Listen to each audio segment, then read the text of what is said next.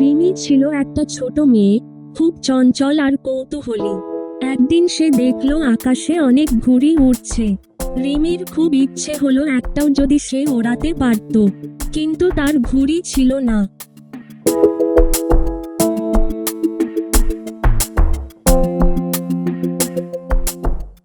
বাবার কাছে গিয়ে বলল রিমি, বাবা, আমার একটা ঘুড়ি চাই।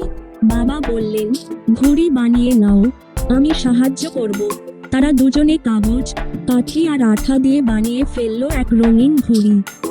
রিমি নিজে রং করলো, একটা ছোট্ট হাসি মুখ আঁকলো মাঝখানে।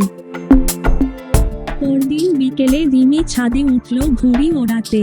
হাওয়ায় ভেসে উঠল তার রঙিন ঘুড়ি। আকাশে অনেক ঘুড়ির মাঝে রিমির ঘুড়ি ছিল সবচেয়ে সুন্দর। রিমির মুখে তখন শুধু একটি কথা, নিজের হাতে বানানো জিনিস আনন্দ আলাদা।